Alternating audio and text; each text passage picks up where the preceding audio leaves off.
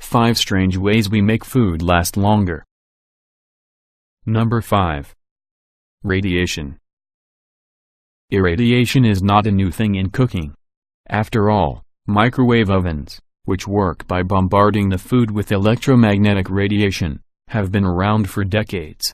But when it comes to food preservation, radiation suddenly becomes a worrying word.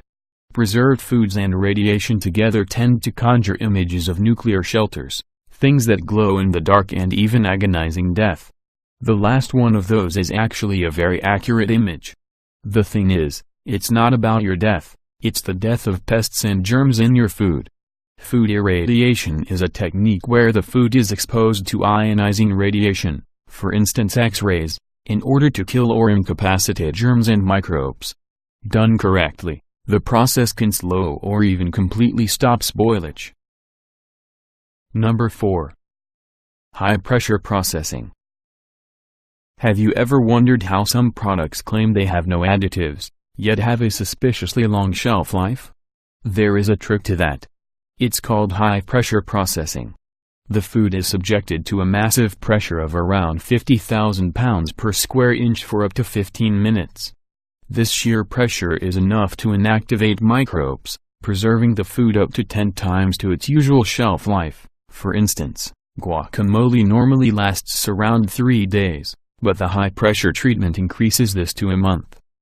And it gets better, pascalization can even vastly improve the food. Research suggests that it can double the levels of certain healthy natural antioxidants in fruit. The method sounds like something straight out of a science fiction story. Even so, the basic principles of the process were invented back in the 17th century by Blaise Pascal, a French scientist. Number 3. Jugging.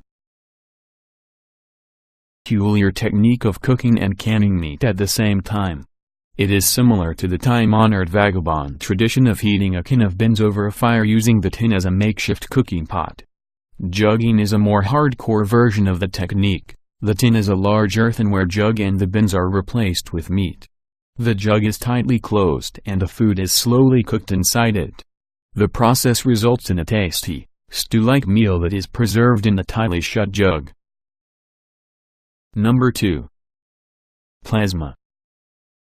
Some foods, such as fruits and vegetables, have a very delicate surface texture. This makes them very difficult to preserve with conventional methods, such as heat or chemicals, so that their taste and texture doesn't chance. However, scientists have found a way around this problem. They bombard the fruit with plasma, which consists of ionized particles and is considered the fourth state of matter, along with liquids, solids and gases. The particular plasma they use is not the destructive, superheated one you may know from movie and video game weaponry. Instead, they use non-thermal plasma, which is roughly room temperature and relatively safe. Unless you're a microbe. Number 1. Blast chilling. The technique many caterers use is called blast chilling. It's a method of safe and swift preservation that is custom designed for hot food. First, they cook the food.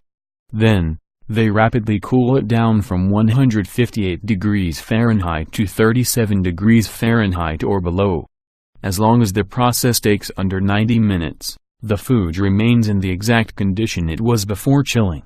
A normal storage cooler could never manage that. Shockingly, they can take 12 to 23 hours to cool food properly, so a special air blast chiller cabinet is used for the process.